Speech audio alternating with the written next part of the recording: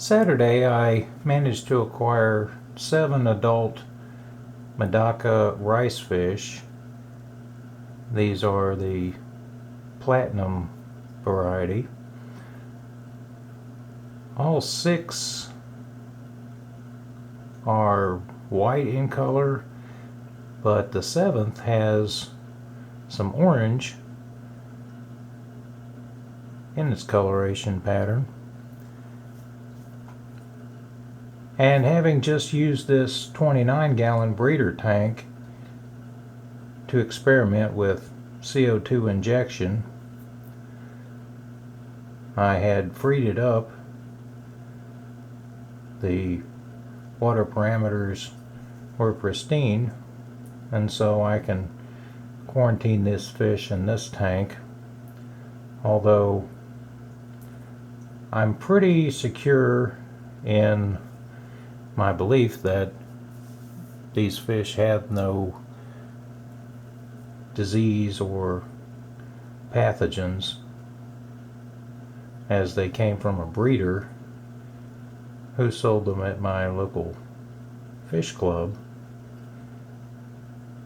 I had an auction there after a meeting on women in the hobby. Very interesting talk given by a speaker who shared with us women in the history of the aquarist hobby.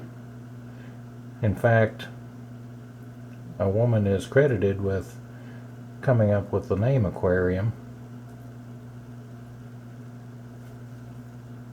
But these fish appear right healthy, and since I moved the CO2 injection system to my 75-gallon tank, I took plants from my 120-gallon tank and soaked them in alum solution for 2 full days to rid them of pest, snail, and limpet eggs.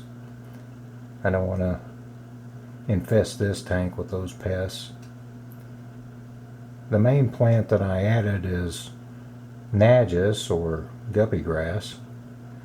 So that should fill in nicely. I put the majority of that behind the hardscape, so as it grows thick back there, it'll provide lots of cover for fry, although I'm not sure if rice fish devour their fry. It may be just sometimes they do that, like is the case with white cloud mountain minnow. But the rice fish, the female carries the eggs with the ventral fins, so I'm not sure if that's where they came up with the term rice fish. The eggs look like rice attached to the female, or perhaps, since I do believe rice fish are from Southeast Asia, perhaps they are known to inhabit rice paddies. But I did want to acquire this fish because it doesn't require a heater, and if at all possible, I like to avoid the use of heaters. Plants do better at room temperature, and heaters are expensive, they're expensive to run, and eventually they fail. Once in a great while, a heater will fail in the on position, and you run the danger of posing great risk to your fish, but usually they fail in the off position, and tropical fish can suffer from a cold spell. I do check the temperature in all my heated tanks every day,